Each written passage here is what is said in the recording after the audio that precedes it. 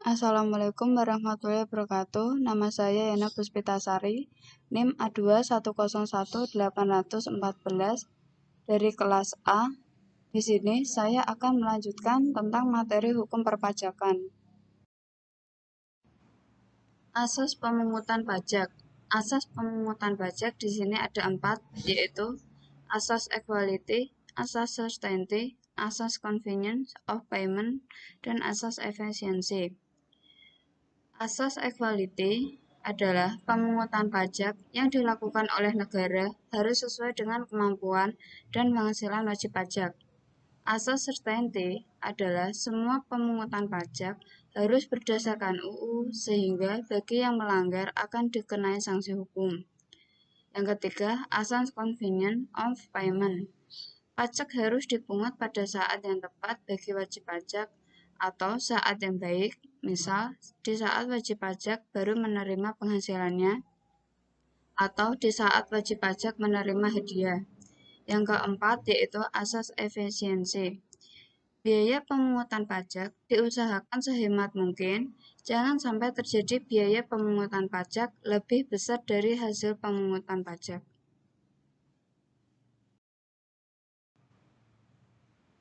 Penggolongan pajak. Menurut lembaga pemungutannya, dibagi menjadi 2, yaitu pajak pusat dan pajak daerah. Pajak pusat adalah pajak yang dipungut oleh pemerintah pusat dan digunakan untuk membiayai rumah tangga negara. Sedangkan pajak daerah, pajak yang dipungut oleh pemerintah daerah dan digunakan untuk membiayai rumah tangga negara. Contoh dari pajak pusat adalah pajak penghasilan atau PPh, pajak pertambahan nilai atau PPN, dan pajak penjualan atas barang mewah atau PPN-BM, pajak bumi dan bangunan atau PBB, dan bea materai. Sedangkan contoh dari pajak daerah yaitu terdiri dari 2, yaitu pajak provinsi dan pajak kabupaten atau kota. Contoh pajak provinsi yaitu pajak kendaraan bermotor, bea balik nama kendaraan bermotor, pajak bahan bakar kendaraan bermotor, pajak air permukaan, dan pajak rokok. Contoh dari pajak kabupaten atau kota yaitu pajak hotel, pajak restoran, pajak hiburan, pajak reklame, pajak penerangan jalan, pajak mineral bukan logam dan batuan, pajak parkir, pajak air tanah, pajak sarang burung walet, PBB pedesaan dan perkotaan, dan pajak perolehan hak atas tanah atau bangunan atau BPHTB.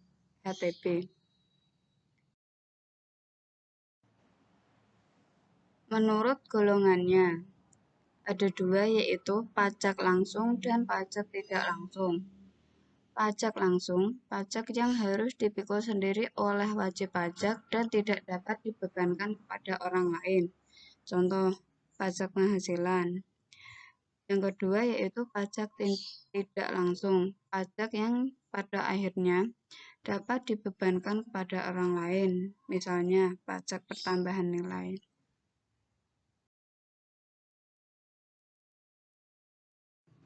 Sistem pemungutan pajak di Indonesia ada 3, yaitu Official Assessment System, Self-Assessment System, dan Withholding System.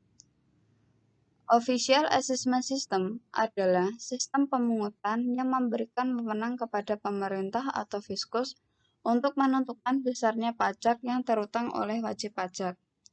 Contoh dari pajak Official Assessment System adalah pelunasan pajak bumi bangunan serta jenis pajak daerah lainnya.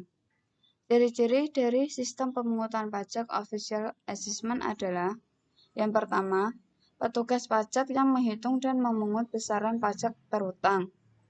Yang kedua, wajib pajak memiliki sifat pasif dalam menghitung besaran pajak. Yang ketiga, pajak terutang besarannya sesuai surat ketetapan pajak yang dikeluarkan oleh petugas pajak. Yang keempat, pemerintah mempunyai hak penuh dalam penentuan besaran pajak yang perlu dibayarkan. Yang kedua yaitu self-assessment system. Self-assessment system adalah pemungutan pajak yang memberikan wewenang kepada wajib pajak untuk menentukan sendiri wajib pajak yang terutang. Contoh sistem pemungutan pajak dari self-assessment yaitu jenis pajak PPN serta PPH.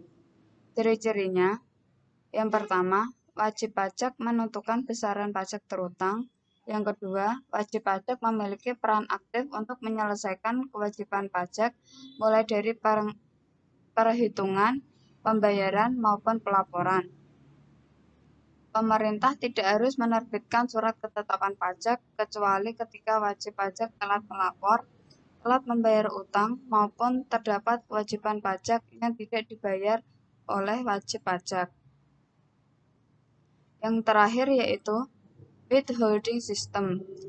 Withholding system adalah sistem pemungutan pajak yang memberikan wewenang kepada pihak ketiga, bukan fiskus dan bukan wajib pajak yang bersangkutan untuk menentukan besarnya pajak yang terutang oleh wajib pajak. Contoh, yaitu pemotongan penghasilan karyawan oleh bendahara instansi terkait. Dengan begitu, karyawan tidak perlu ke KPP untuk melakukan pembayaran atas potongan pajak tersebut. Secara garis besar, berikut ciri-ciri withholding system. Wajib pajak dan pemerintah sama-sama tidak berperan aktif dalam menghitung besaran pajak. Yang kedua, instansi atau perusahaan terkait sebagai pihak ketiga yang menghitung besaran pajak. Yang ketiga, wajib pajak perlu melampirkan bukti potong atau SPP bersamaan dengan SPT tahunan PPH atau SPT masa PPN. Sekian materi dari saya. Bila ada kekurangannya, saya mohon maaf. Wabillahi taufiq wal hidayah. Wassalamualaikum warahmatullahi wabarakatuh.